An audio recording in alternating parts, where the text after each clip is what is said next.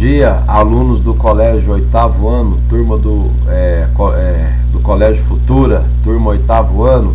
Aulas de atualidades. Movimento antirracista nos Estados Unidos geram reflexão sobre símbolos e produções. Críticas contra o preconceito levam à retirada da circulação de filmes e séries, além da proposta de redefinição da palavra racismo em um dicionário. Os protestos motivados pelo assassinato de George Floyd nos Estados Unidos começaram a afetar diretamente produções culturais em todo o país americano, nos Estados Unidos.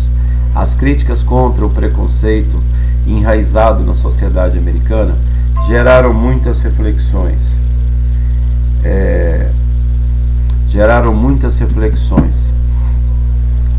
Contra o preconceito enraizado na sociedade americana, sobre o que é ainda aceitável ser produzido e reproduzido. Esboçam pela primeira vez nos últimos anos acanhadas mudanças em prol do fim de símbolos e signos racistas. As transformações observadas até agora são de caráter teórico e subjetivo, mas podem ser lidas como pequenas vitórias do movimento antirracista que reacendeu nos Estados Unidos e se espalha por todo o mundo. Nesta quarta-feira, agora no mês de junho, o dicionário americano Merriam-Webster anunciou que pretende mudar a sua definição da palavra racismo. A decisão foi tomada após o conselho responsável pelo dicionário receber um e-mail de uma jovem negra. Recém-formada pela Universidade Drexel, sugeriu que a definição deveria incluir uma referência à opressão sistêmica contra a população afrodescendente. Um editor do Merriam-Webster respondeu à mensagem, concorda e autorizar a publicação. Protestos antirracistas, discriminação racial no país mais racista do mundo. Assassinato de George Floyd. Aqui está o policial e ele agonizando e pedindo, por favor, tire o pescoço do meu pescoço, tire o joelho do meu pescoço que eu não estou conseguindo respirar. Protestos americanos do movimento Black contra o racismo. Mais protestos. Aí o assassino, olha a tranquilidade dele, olha a mão dele, ó, oitavo ano, preste atenção. E aqui está George Floyd sendo agonizado, morto somente porque era negro. Aqui está mais protestos americanos, justiça para George. E aqui nós temos o presidente mais racista do mundo. Ele responde na justiça americana contra crime sobre racismo. É um prepotente, um bilionário, um empresário que chegou ao poder. E eu tenho muito medo se ele se eleger para seu segundo mandato agora esse ano nos Estados Unidos e caminhar esse mundo nosso para uma terceira guerra mundial.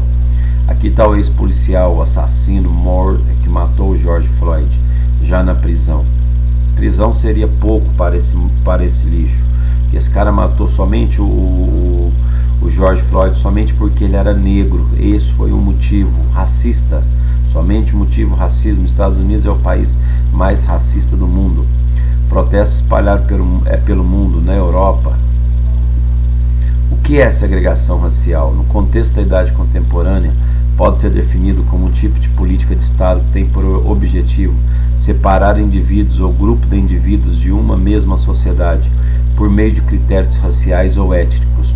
Esse tipo de medida passou a ser executada a partir do fim do século XIX e teve forte vigor no século XX em países como a Alemanha nazista com o antissemitismo, África do Sul com o apartheid e os Estados Unidos da América.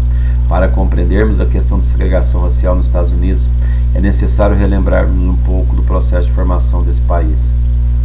Sabemos que os Estados Unidos foram formados inicialmente por colonos ingleses, que deram origem às chamadas 13 colônias, na costa leste do país.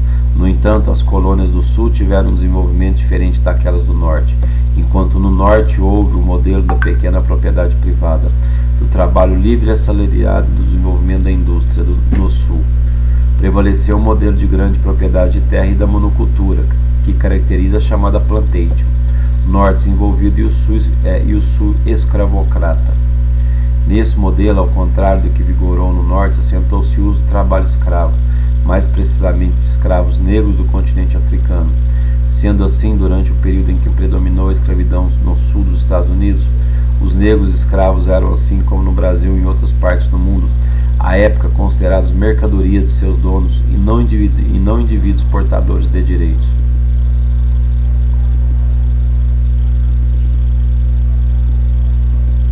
Essa situação só teve fim, evidentemente, com o modelo econômico escravocrata no Sul. O término veio com a Guerra Civil, fato que transcorreu entre os anos 61 e 1865.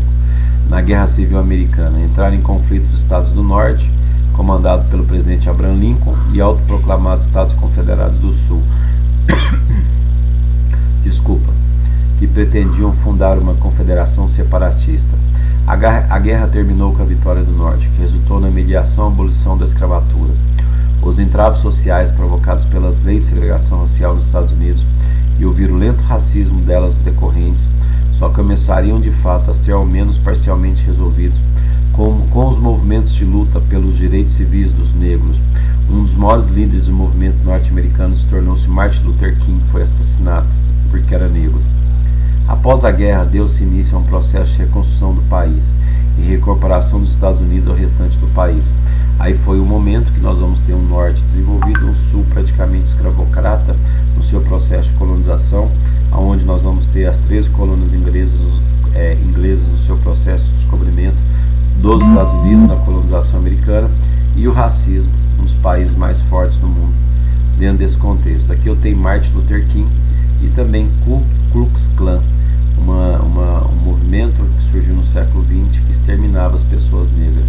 Essa é a nossa aula de atualidade sobre racismo. Fiquem com Deus, 8º ano, e tenham um bom final de semana.